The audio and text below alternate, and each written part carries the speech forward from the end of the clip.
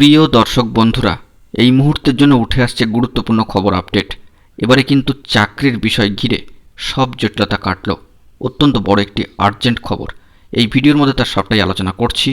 অবশ্যই তাই ভিডিওটিকে শেষ পর্যন্ত দেখে নেবেন এবং যে সমস্ত বন্ধুরা চ্যানেলটি সাবস্ক্রাইব করেননি সাবস্ক্রাইব করে সঙ্গে থাকবেন। বন্ধুরা, যে বিষয়টি জানা যাচ্ছে যে মহামান্য কলকাতা হাইকোর্টের নির্দেশ ছিল গত 16ই মে, কিন্তু শেষমেশ সেই চাকরি এতদিন পর পেলেন অনামিকা।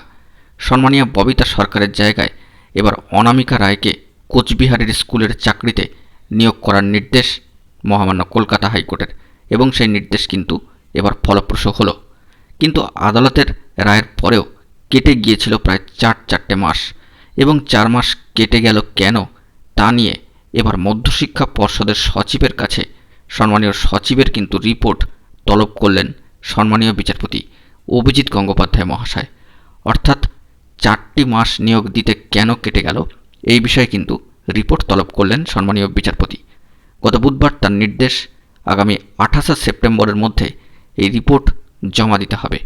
সম্মানীয় সচিবকে জানাতে হবে কাদের গাফিলতির জন্য সম্মানীয় অনামিকা রায়ের নিয়োগপত্র পেতে দেরি হলো। অর্থাৎ কেন নিয়োগ দিতে দেরি তা কিন্তু রিপোর্টে জানাতে হবে।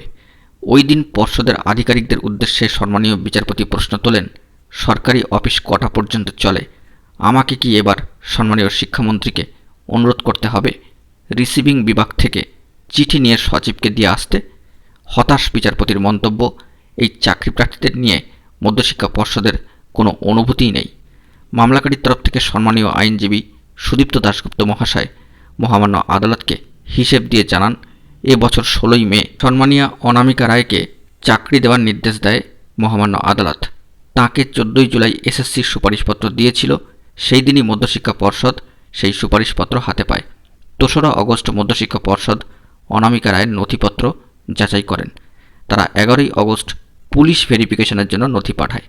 মধ্যশিক্ষা পর্ষদের অফিসে পুলিশের ভেরিফিকেশন রিপোর্ট পৌঁছায় 15ই সেপ্টেম্বর বিকেল 5টা 4 মিনিটে। গত 18ই সেপ্টেম্বর আদালতে শুনানির সময় মধ্যশিক্ষা পর্ষদ জানায় তারা পুলিশ ভেরিফিকেশনের রিপোর্ট হাতে পায়নি। ওই রাতেই পর্ষদ জানায় অনামিকা রায়কে চাকরি দেওয়া সংক্রান্ত সমস্ত জটিলতা কেটে গিয়েছে। অর্থাৎ বর্তমানে স্কুল যেতে চলেছেন সম্মানীয় অনামিকা রায়। চাকরির বিষয় কিন্তু এবার তার সমস্ত জটিলতাই কাটল। পর্ষদকে রিপোর্ট দিতে তবে নির্দেশ সম্মানীয় বিচারপতি অভিজিৎ গঙ্গোপাধ্যায়ের। এই মুহূর্তের জন্য এই বড় খবরটি উঠে আসলো। বন্ধুরা, এখন এই পর্যন্তই। এই ধরনের গুরুত্বপূর্ণ আপডেটগুলি পাওয়ার জন্য অবশ্যই এখনই চ্যানেলটিকে সাবস্ক্রাইব করে সঙ্গে থাকুন। ধন্যবাদ।